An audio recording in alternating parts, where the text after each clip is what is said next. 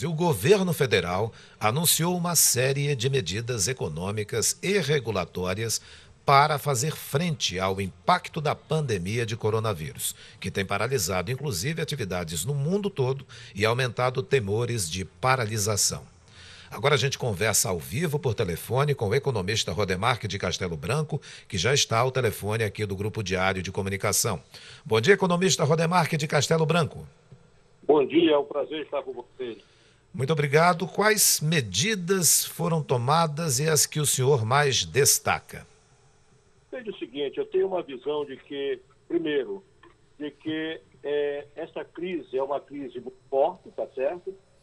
É uma crise que exige uma elevada participação de medidas do governo.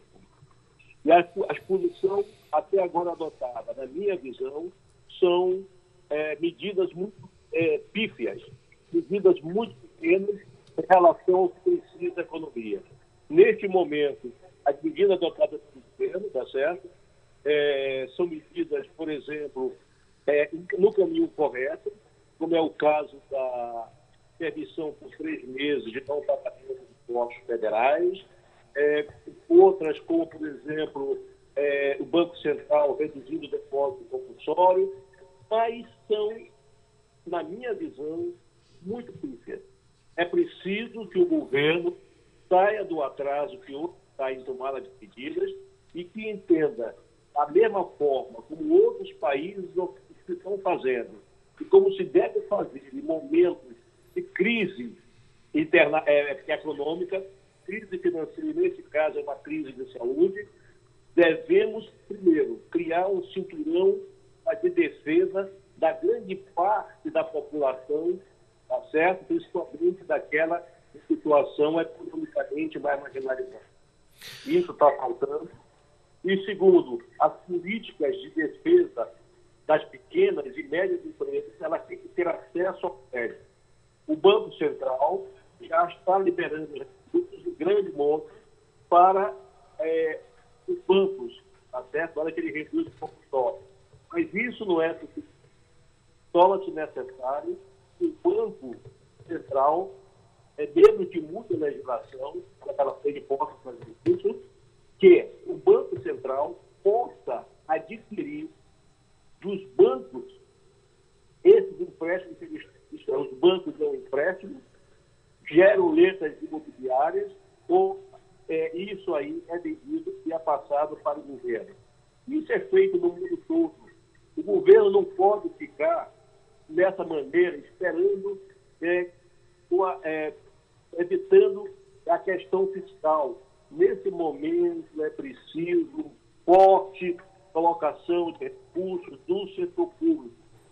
Vamos resolver o problema de vidas, vamos resolver o problema de saúde e, em seguida, vamos resolver o problema da economia. Bem, o senhor fala em medidas pífias no entendimento do senhor. Isso representa, na sua avaliação, um impacto negativo na nossa economia?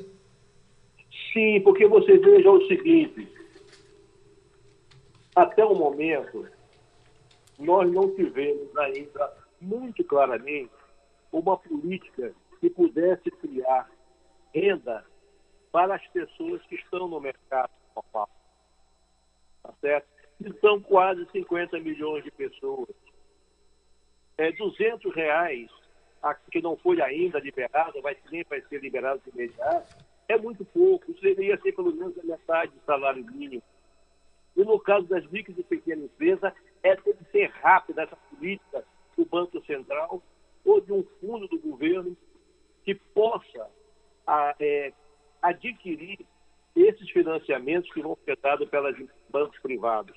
Caso contrário, os bancos não vão, ao analisar o risco de muita micro e pequena empresa dentro dessa crise, não irão os bancos realizar esse financiamento.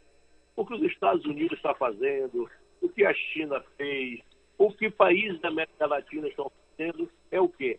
Colocar fortemente recursos públicos. Esse é um momento de crise, isso é uma guerra.